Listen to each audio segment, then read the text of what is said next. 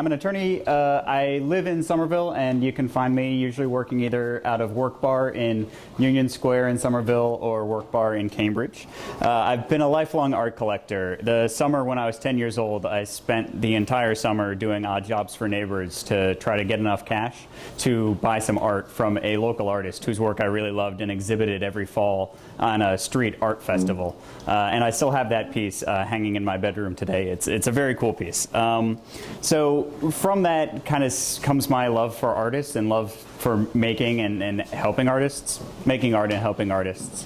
And before I started my own firm, Modern Renaissance Legal, I worked for a large firm in downtown Boston.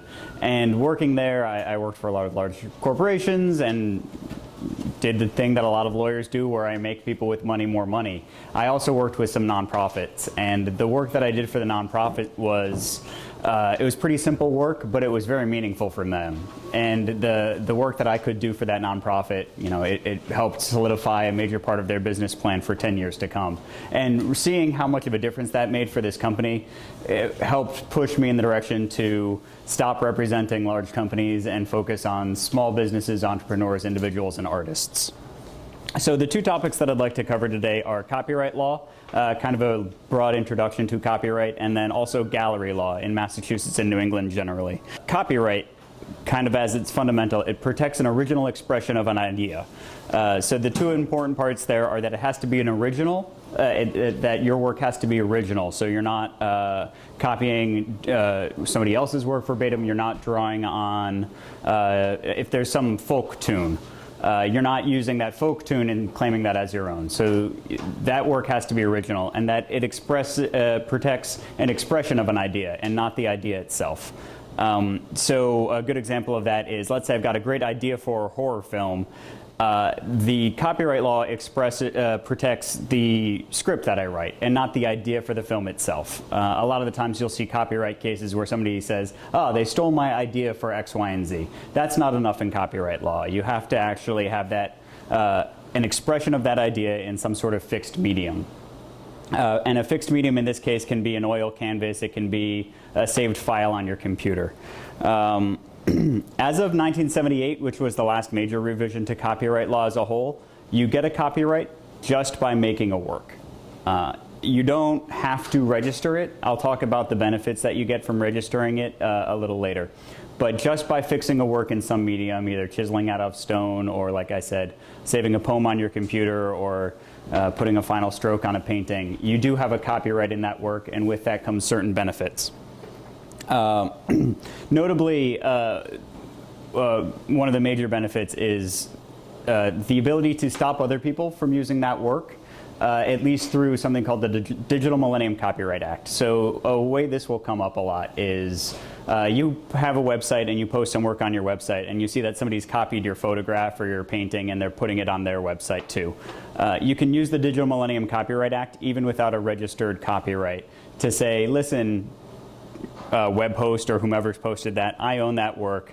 Under this law, you have to take it down, or you have to say you're entitled to use it for some reason, either that you believe you have a license or otherwise. And again, please interrupt me with questions at any time. I'm happy to field them. So I mentioned about registering the copyright. There are a few paths to do that. The easiest way is to go on, and this is actually on the back of your the sheet that says Modern Renaissance Legal. If you flip that over, some information about this. The Copyright Office rolled out something a few years ago called the Electronic Copyright Office, which allows you to register your work online. It comes with a few benefits. It's easier than doing the paper forms. It's less expensive than doing the paper forms. And you will get a registered copyright faster. It reduces the time it takes them to process it by somewhere around 6 to 10 months. For an individual artist who's registering just a single work, the fee is $35. If you're registering a compilation of work, which is, let's say, a whole portfolio of photographs or several paintings or an album, it's $55 as opposed to $85 for the paper forms. The other benefit that comes with registering a work, there are a few. The first off is, let's say that you get into a copyright dispute. In order to sue for copyright infringement, you either need a registered copyright or you need and this law varies from state to state, or you need a copyright registration that's pending. So you at least need to have that process going. By having that registration earlier, you entitle yourself to what's called statutory damages from an earlier date. Statutory damages is basically something that says if you infringe the copyright, the artist, the person who created it, is entitled to a minimum sum of money regardless. And that starts at $300 and goes up to somewhere in the neighborhood of $150,000 per infringement. So that can mean, it means a lot for the artist. It can mean a huge, potentially huge award. It can also mean that the artist can get representation from an attorney who would take the case on contingency, because they're more willing to take a case if there's a guaranteed award. If you don't have that early registration, any infringement that happens, come on in if you're here for the copyright talk. Nope. Any infringement that happens before you have a registered copyright, you have to prove what are called actual damages. So it's damages from lost revenue from licensing, for instance. I have a question. Absolutely, please. I've always heard, I'm an illustrator, and I've always heard that there's a limitation that the copyright application needs to be, in order to sue for statutory damages, that it needs to be, the copyright application needs to be done within 30 days of publication? It is, so yes and no. You can get statutory damages from whenever the registration happens. If you want it to go back from the date that the work was first published, then you need to file it within 30 days of registration. And then you get statutory damages going back to when it was first published, regardless of whether or not, regardless of when the registration actually issues. What if the infringement happened prior to your application for protection? In the case, as long as you're filing it within 30 days, you're still entitled to statutory damages. If not, you're entitled to statutory damages once the registration issues. So if you're in Massachusetts and the infringement is somewhere else or on the net, does Massachusetts law apply since it was registered in Massachusetts? It's federal law, so the federal law applies. The registration goes through the Library of Congress and the U.S. Copyright Office. So regardless of where they are, it's the same copyright law that applies. The variance in whether or not you need the registration to actually sue is it's divided by region of the United States. It's an artifact of the appellate courts for federal law and how they're structured. It rarely comes up as a major issue, but so that does vary a little bit. There are some minor regional variances in how the law is applied based on what court system you're in, but by and large, the law is uniform across the United States. Any other questions? I will plow right on then. We're going to talk. Oh yeah, please. So if I'm understanding you correctly, if like with a piece of artwork, if you haven't registered and somebody uses your artwork, you're just out of luck? Not entirely. You can still, if somebody's currently using the artwork, if they're using it online, you can, like as I mentioned before, use the Digital Millennium Copyright Act to get them to try to stop using it online. It's pretty effective when used right, and there are good guides. I mean, I'm happy to talk to people about it, and there are good guides online for how to use that. You're still entitled to actual damages for their use of it before you have that registration, but having that registration increases the amount of damages. Yeah, and you do need that before you can sue. But you're not totally out of luck. There are still both formal and informal remedies. I mean, often these things will be resolved by a nasty letter. You can break up those rights however you like. So let's say somebody approaches you about licensing your photo for use in a magazine. You can grant them the exclusive right to use it in a magazine. You can grant a non-exclusive right. And you can also break up these rights by geographic region. Basically, as the artist, you have total control to break up these rights any way you see fit. So if somebody wants to license your work, you can say, yeah, I'll license you the work for New England, and then reserve the rights to yourself for other states. Sale of the artwork is another big issue that artists come up with a lot. At its most fundamental level, when you sell a piece of artwork, you're just selling the piece of artwork. You're not selling the copyright as well. So a great example and very common that you'll see is photographs. The photographer sells a copy of the photograph but retains the right as the copyright owner to make additional copies of that photograph, as long as, if it's a limited edition, as long as the artist is abiding by however many he's setting out in this limited edition. That may vary with a commissioned work depending on what your agreement is with the person who's commissioning it. In most cases, if it's a normal commission, somebody walks off the street and says, hey, I really love your work. Will you make me a piece according to these general specifications? The artist will still generally retain the copyright. Instances where that's not the case is if it's what's called a work for hire under copyright law. Work for hire under copyright law is a company is making, let's say, a book, and they're specifically soliciting work from various artists that will be combined into a greater whole. That's the kind of textbook example of a work for hire. In those cases, there also will generally be an agreement that states that it is a work for hire and that the corporation paying for the work retains the right. Another common example of a work for hire is if you're an employee and if that is within the general scope of your work as an employee. So if you're hired by a company as an illustrator, you're working as an illustrator, you create an illustration for the company will typically own that copyright because that's what they paid you to do. I blew through that. Are there more questions about copyright law? Does that pertain to commission, like any commissioned artwork? Let me make sure I understand the question. Does the work for hire apply to any commissioned artwork? If you were commissioned to do a portrait of possibly something, a sculpture, and you make a mold of it to make the cast. Right. Who owns the mold? So the question was, if you're commissioned to make a sculpture of a person, who owns the mold from which you're making the sculpture? In most cases, that will be you, the artist, who still owns that because it's not part of a greater work. The dividing line there is whether or not the work that you're being hired to do is being combined into something greater. That the corporation or the person's, and this is a far out example, is hiring 8 different artists to all make different sculptures of them for a large installation. That may be the outlying case where you don't retain that copyright. But in most cases you will, because it's still all of your artistic effort that's going into that original piece. And it's not being included as part of a greater whole. You're just being commissioned to do one single work.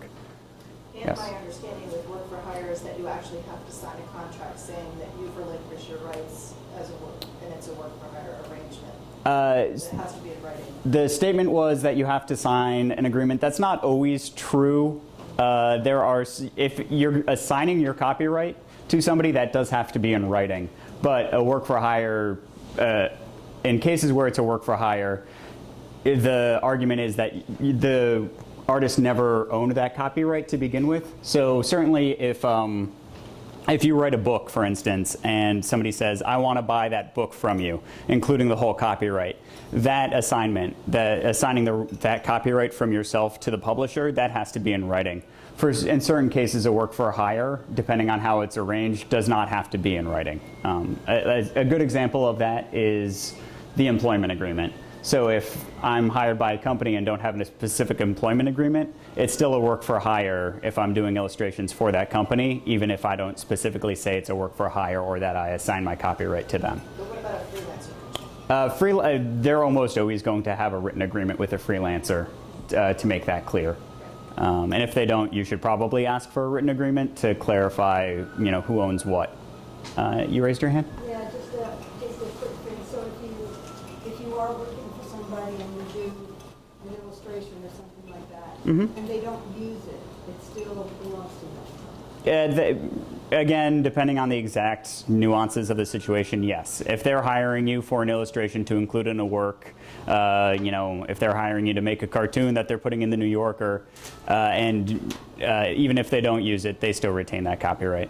In most cases, if you go up to them and say, hey, you never used it, I'd love to include it in my portfolio, do you mind? They'd probably say, that's fine.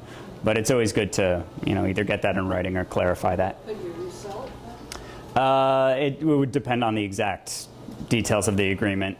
Probably not if it's a work for hire and they own the copyright, unless you specifically get a right back from them to sell it. Again, probably not. Just want to follow up on my first question. Please. Theoretical, I mean, if somebody hires you to do a bust, Mm-hmm. it turns out, and you make the cast for them, you have the mold, and you pull another cast, Mm-hmm. can you sell that cast? At that point, if it's a commission, you'd probably want to have clarified what you could do with that when you started the commission. I know in the few times where I've commissioned a work, it's always been clear that either the artist would make a bunch and I'd pick the one that best suited what I liked, and they'd have the right to sell the others in that series, or it was a one of a kind that was commissioned specifically for me and that they couldn't use it again. None of those were cases where it's easily reproducible, like a casting. But in that case, you'd probably want to clarify with the customer to make sure that you're both on the same page as to what it is. But theoretically, you'd be in the clear. Go on. If the person who commissioned the work took it and made their own mold, can they cast it? No. Okay. So the question was, if somebody, you make a cast, I'm not going to get all this terminology right now, I apologize. You make a bust for the person, they then make a casting of that and then try to make additional copies of that. That's probably not okay because the artist would be retaining the copyright in that situation. Yes. So I'd like to go back to the first thing you said. Please. Which was, My name is Ben Snitkoff, and not quite that. okay.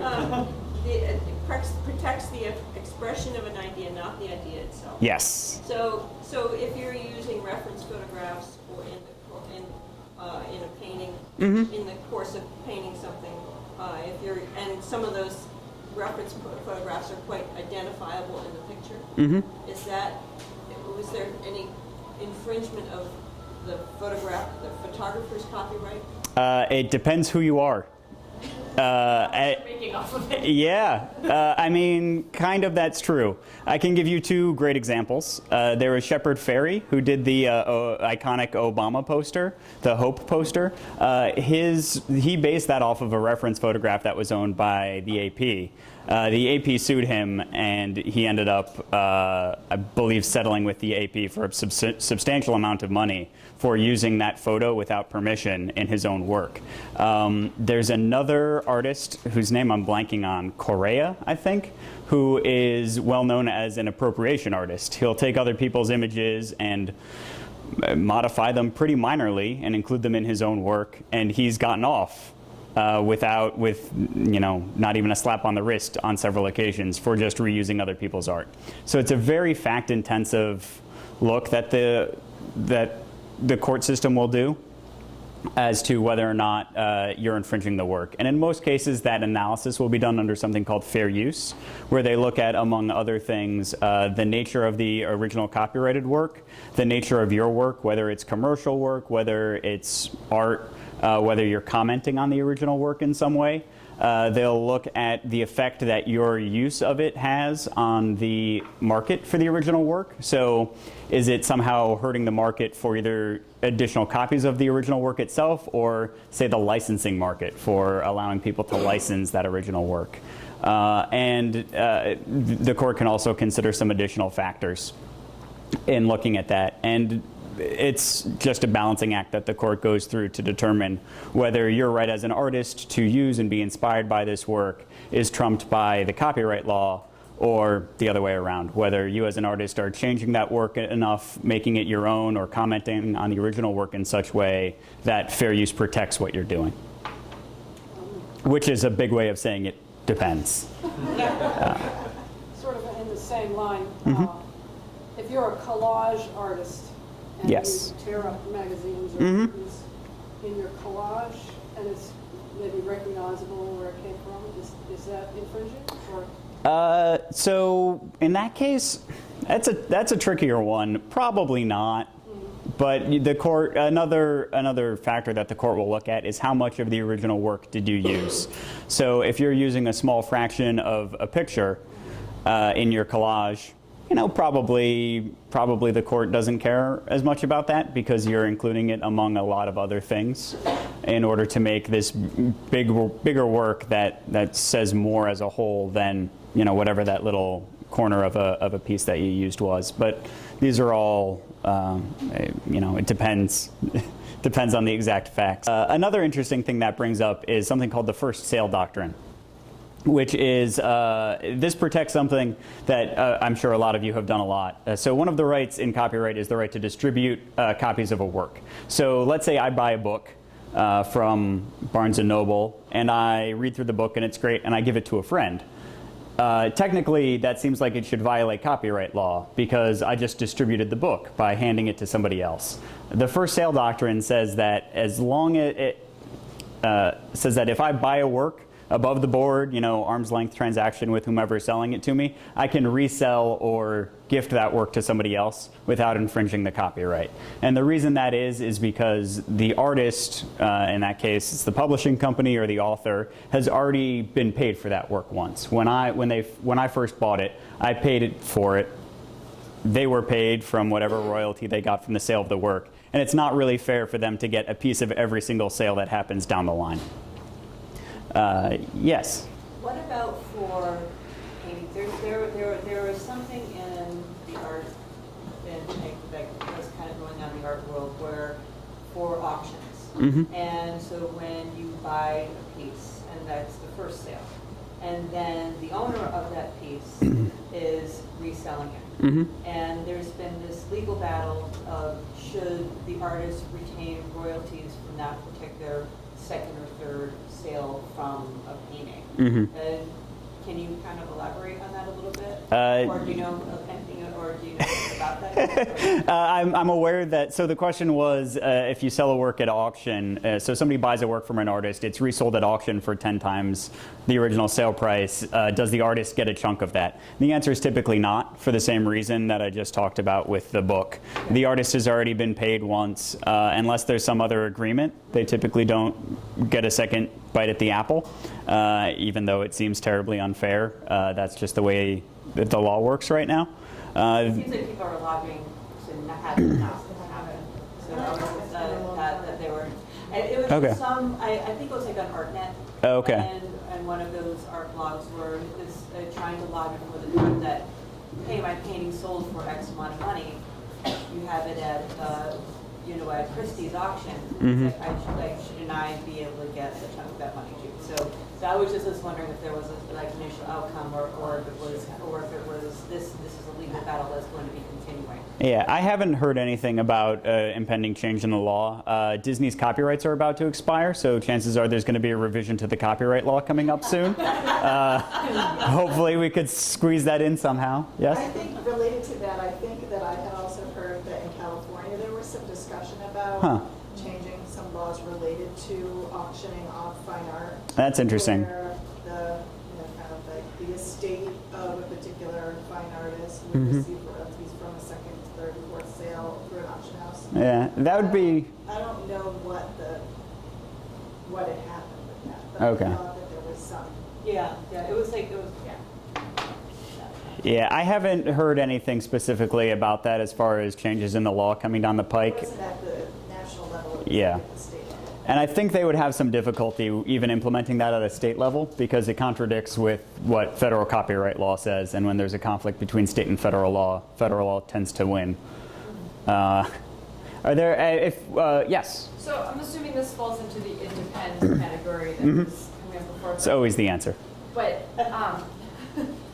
what if rather than like using something, so I paint and sometimes my source material is images from a magazine or something, but what comes out is almost unrecognizable. Like, Yeah. I don't think anyone could look at that and say, oh, that came from, this picture, even when they're next to each other. So at that point, I mean, that's got to be shifted enough that it's not. I mean, probably. If they can't figure out where the work came from, they'd have a tough time saying that it's an unlicensed derivative work of their original thing. Like, on principle, if you have a picture that you didn't take up on your wall, Right. painting that in a way that's changing it dramatically, and then I guess There's no. I guess my thinking is as a artist, where is the line between sort of respecting the copyright of another artist, but also allowing yourself the creativity to play with source material? Right. I totally understand the question, which is where's the line between being inspired by somebody else's art and creating your own? And as far as copyright's concerned, there's no clear, bright line in the sand that you can say, you know, I'm being inspired by this work, but not copying it under copyright law, which is frustrating, but it's the truth. If you're changing it to a point where it's unrecognizable, there's not a lot of risk to you. The reason Shepard Fairey got caught is because you could put a picture of the AP photo next to his and be like, "Yep, those are identical." Started making tons of money. Yeah, well, I don't know how much money he made off of that. Obama for America certainly raised him. From that particular piece. Oh, but yeah, Spread. yes, he made a lot of money as a result of that fame. Yeah.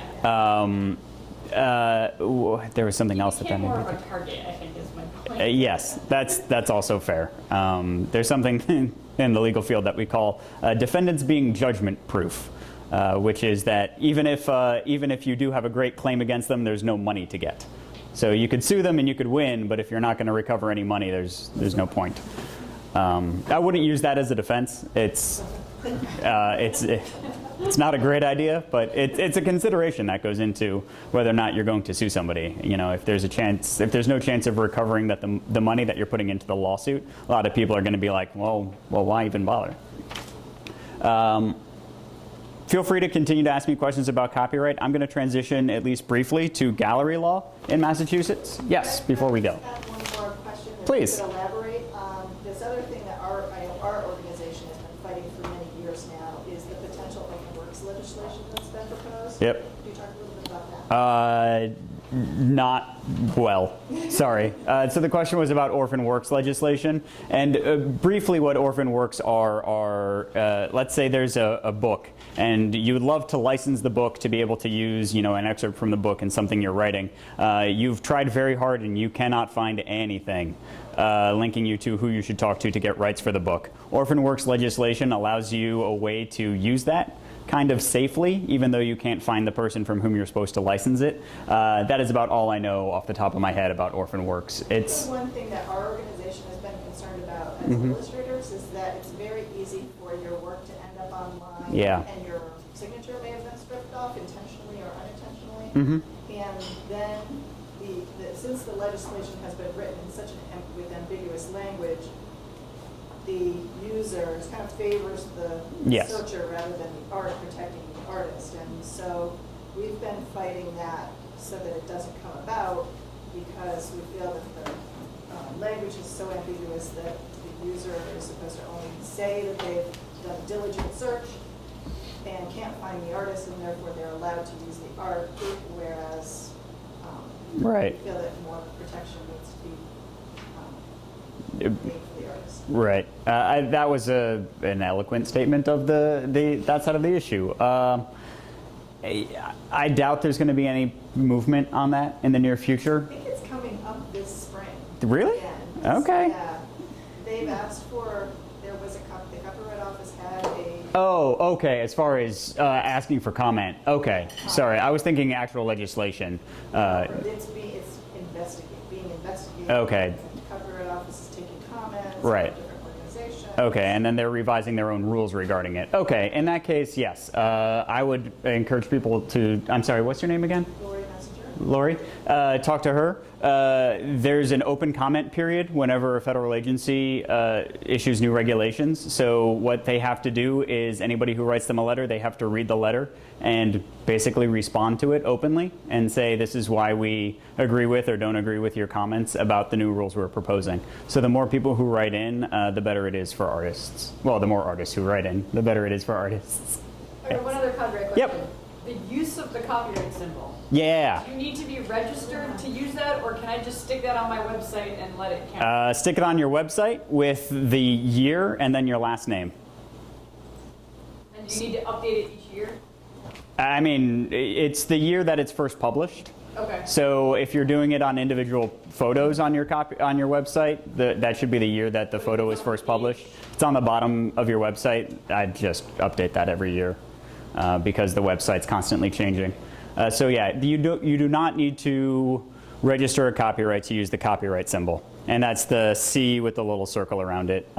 Use that the year whatever the work was first published, and then put your name on it. And as far as why you'd want to do that, if you properly mark your art, it goes to show that whoever was copying it was willfully copying it, that they knew or should have known that it was a copyrighted work. And that can increase the damages that they owe you in the event of a copyright infringement lawsuit.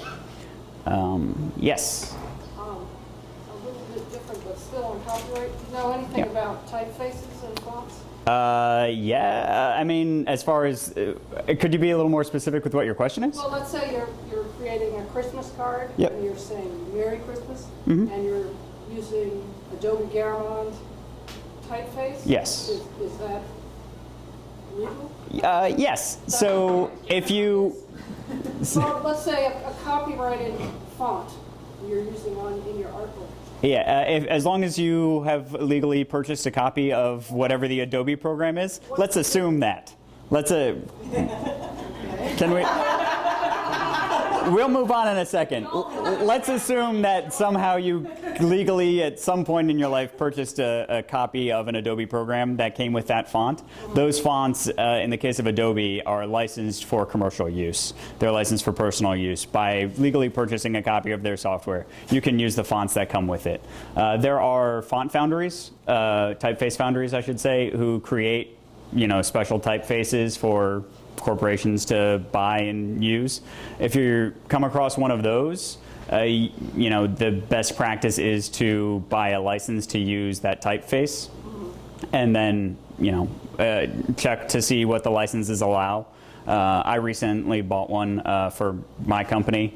I made sure that I could use it in print and on the web. It's just boxes that I checked when I was checking out after purchasing it. That gave me a license to use it commercially for those purposes.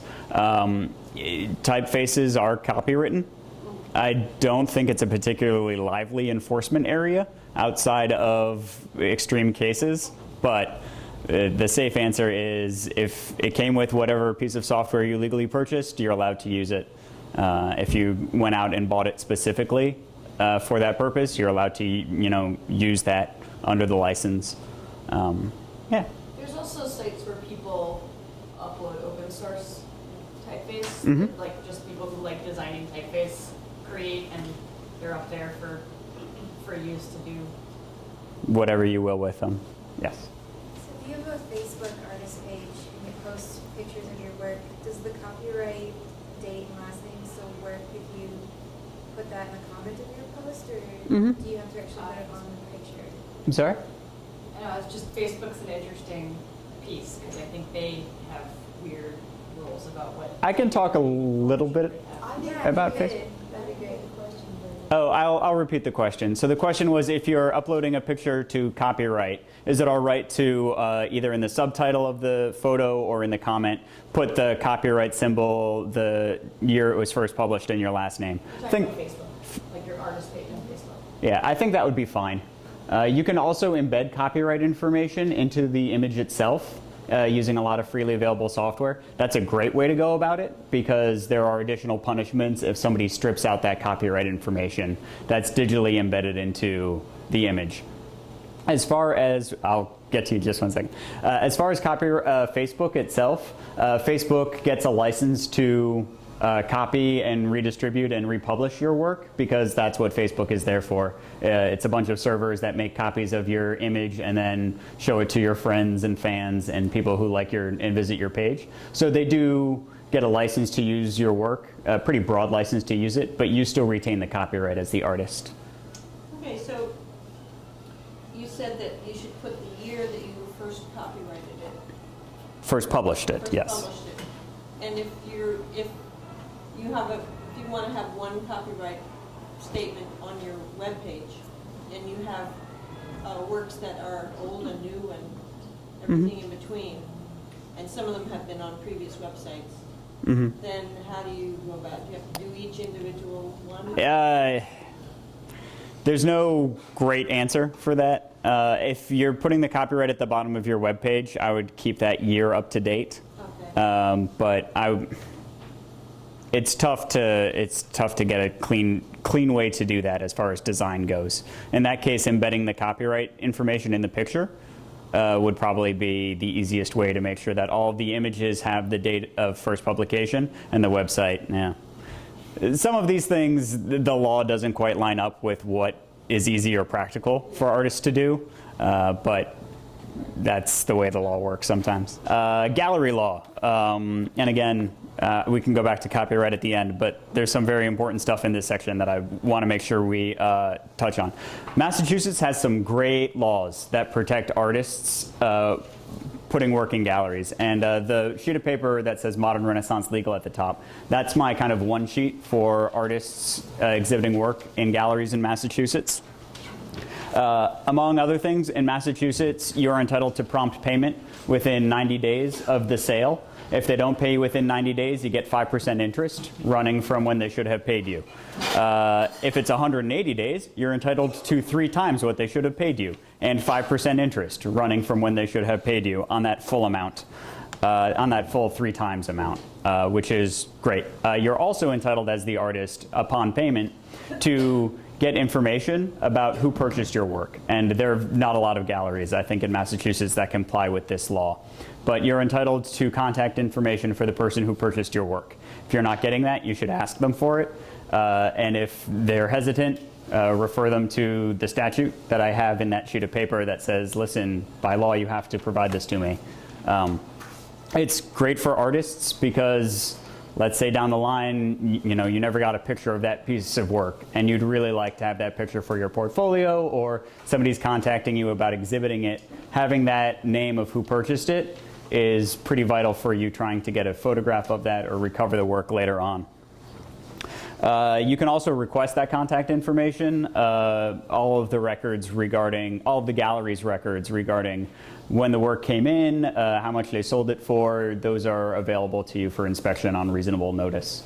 The dealer is responsible for loss or damage to the work while it's in their possession, unless you don't pick it up for a really long period of time, in which case, you should have picked it up when you were done exhibiting there. And another exception to that is if they can't find you. It's your job as the artist to make sure that your contact information is up to date. They have to get you your money, so you have to make sure that they know how to get you your money.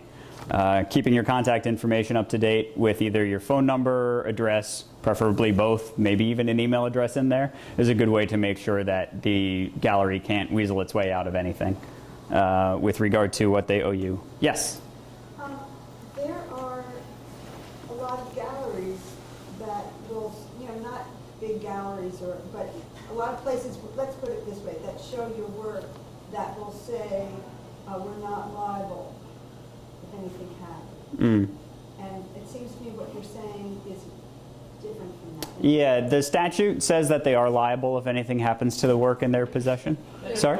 The catch I would say is, in my experience, when that's the case, you're signing something that says, I will not hold you liable. Yeah, so if you... If that's them saying, we're asking you to sign this so that if something happens, you can't turn around and sue us for being liable. I think if you sign something, then there's nothing you can do about it. I'd want to double check the statute before I give you a firm answer one way or the other. There are certain provisions of the law that cannot be waived, even by a signed contract. I'm not sure if damage is one of them. That's pretty regular. Oh, okay. Yeah, it is. Like- It is. That's why I'm asking. SOS does that when they Yeah, show stuff. Statute you're talking about Yes. applies only to galleries? I think they're talking. Yeah, I guess that would be then what's Yeah, the difference so- between a gallery and any other, like a space like this. Right. It applies to any place where you are selling or exhibiting art on commission. Okay. So there's the catch. Why? How is that? So like if you, I'll take Christopher's for example, right? If you have work hanging in Christopher's in Porter Square, if someone wants to buy that work, they're not paying Christopher's and Christopher's is taking a commission and then paying you. Yeah. you have a business card and they contact you and they're, so Yeah, it's, that's a different- there's probably a legal argument to be made that that, in that case, is not a gallery space. I mean, I'd have to take a closer look at it. It includes exhibiting work. The statute includes a place where you are exhibiting work. So in that case, it may still apply. I'm not, without having a better concept of what exactly they do or how they arrange anything, I can't tell you for sure whether or not they fall under that statute. And I'm Yes. wondering about consignment Yep. versus commission. Mm-hmm. And retail versus gallery. Okay. Like what are the distinctions and are they important? So any instance where you give them the work, they hold on to it, and then you get a chunk of whatever the sale is, would fall under this statute. So consignment would fall under this. Yes, I would think it would. And then there was another thing that you asked, consignment as opposed to commission, and Retail versus gallery, like when it's a retail space, Yeah. store versus gallery, like is that an important? that is not. The important distinction, so the question was whether it matters if it's a retail store that's also exhibiting work or a gallery that is dedicated to exhibiting work. As long as you're exhibiting your work there and selling it on the basis of a fee or commission, and there's one other thing in the statute that I don't have memorized. As long as one of those is checked off, a fee, consignment, or a commission, it still counts as a dealer under the statute. Because I've seen those liability forms regularly. Yeah, I'm just thinking, I mean, like, I could be wrong, but if memory serves me, when you put stuff in the Somerville Museum for the Oh, yeah, SOS show, definitely, you sign you do. something that says Right. that they're not Right. liable Yeah. in case of There damages. there are plenty of places though, little, like businesses who want a commission, want to take of what you sell. And they don't, the same kind of thing, Yeah. they don't, it's like, they say they don't have insurance or they're not gonna, pay you. Not pay you, Yeah, they don't want to be liable for any damage for the work. Like I said, so that's part of what I'm trying to figure. all right, part of this, at least part of the statute is not subject to waiver. Even if you sign something that says, I waive my rights under the statute, the statute itself says you can't waive it. I have to double check as to whether or not the damages provision is included therein. Is there any way for us to kind of hear back from you about right. If y'all can wait, once I wrap up for 10 minutes or so, I can probably check on my phone and get back to you. I just think it'd be, I wouldn't want to just do it right here. Some other important news. Connecticut, Rhode Island, New Hampshire have similar laws to Massachusetts. They're not as robust, but they do protect artists who exhibit work in galleries or in retail spaces that sell on commission. Notably, Maine and Vermont do not have laws like this. One of the big things that the Massachusetts and Connecticut, Rhode Island, New Hampshire laws do is they say that if the work is on the wall in a place, it's generally considered trust property. And that's important because let's say the gallery in which you're exhibiting owes money to somebody. Typically, somebody to whom they owe money could come in and say, listen, you owe us a lot of money. We're going to get a lien on all of the stuff in your property. And that would include art on the wall, unless you're in one of those states. So in Vermont and Maine, unless you register your work with the state government under something that's called the Uniform Commercial Code, it's a form you fill out. You can do it online, and I think both Maine and Vermont, basically saying, these are the pieces of work that I have, that I own as the artist. They're exhibited in this particular gallery. You want to get that on file once you deliver the work to that gallery. What's it for? Uniform Commercial Code, UCC. Yeah. If you Google whatever state you're exhibiting in and UCC Form 1, that will have the information as to how you go about it. In a lot of states, it's a pretty nominal fee. It's something like $10 to fill out the form online and say, this is the art. It's my art. It's on display in the gallery. And somebody who comes in later can't take a lien out on that artwork to satisfy the debts of the gallery. But that's a hugely important issue that I don't think gets covered a lot.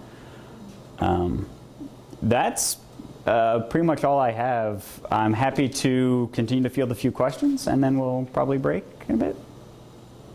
Nothing else? Yes. I was wondering about how, well, I'm a playwright, and I know with a lot of playwrights having conversations amongst ourselves, and there's a lot of, we don't always seem to, they're not always knowledgeable about the protections of the laws for them. Now, part of our situation is, generally speaking, we retain copyright on our work. We're not doing work for hire like a television or film writer, but our works are always interpreted by another, and we license them out as Right. to be interpreted, basically. And I was wondering if you could talk a little bit about what rights we have in dealing with those interpreters, i.e. a theater company, for instance. Yeah, it's a really interesting issue. The question was, what rights do playwrights have as far as the integrity, I think, of the work goes, as it's being interpreted through the director and the theater company that's putting up the work. This isn't the area in which I'm strongest, but my general understanding is if it's written down, unless they get permission from you, that's the way it has to be. So if there are stage directions, the stage directions have to be honored. If a certain character in the script is listed in a character description as a male mid-40s to 50s, that character should be portrayed as such. As long as the work is, owned by an artist. A lot of the times, the reason I'm phrasing it that way is if a work is in a public domain, like Shakespeare, you can do whatever the heck you want with it. Because Shakespeare no longer owns the copyright on any of his plays, despite what Disney would want us to believe. As far as the playwright goes, you're not allowed to make edits to the play willy-nilly. If it's written down, it should be in the production with some margin of error for, an artist forgetting their lines. It should not be intentionally cut. Yes? So I do poems associated with my paintings, and they're not physically attached to the painting. Okay. So how do they follow, how does this sort of stuff work with something that's a written piece and a painting? That's an interesting question. One I hadn't really considered before. Yeah? Oh, okay. The question is, she does poems associated with her paintings. How does the copyright law deal with that? It's a little tricky, I would think, because when you go to register a work, you typically register either a text work or a work of visual arts, and you could register the painting and then also along with it the poem as combined a work of visual arts. I don't think there's any big downside to that. I'm getting the feeling that I'm not quite answering your question. Well, sometimes they are separable. Yes, they are. And I don't put the poem right on the painting itself. It's a separate thing. Okay. And I'm just wondering, are there things that cover that, and using one without the other, and I actually have an example of that. Okay. A little bit, and my, like for Beatrix Potter, her stories are in the public domain, but her illustrations are not. So it's I think both. I think they're registered separately. They can be. So I think that it might be something. I mean, would it be like a separate kind of? You could register them separately. I don't know if there's a big advantage to that, especially if the point is that they're to be viewed together, even if they can be viewed separately. If you're looking to register the work, like I said, I think you could do a single registration for both the visual work, the painting, and the poem. As far as copyright law goes, if you're copying the whole poem, you're still copying a whole poem, and I think a judge would say you're still copying the whole poem even if it's associated with this painting. Similar with the painting. Judges, the law being what it is, judges tend to have a good head about them for looking at something and going, that's not an excuse. You saying that you only copied the entire poem when it was registered as a poem and a painting, that it just doesn't pass the smell test, is another thing we say as lawyers. That if it smells funny, it is funny. Any other questions? In that case, I would like to thank you all very much for coming. Thank the Armory for hosting us.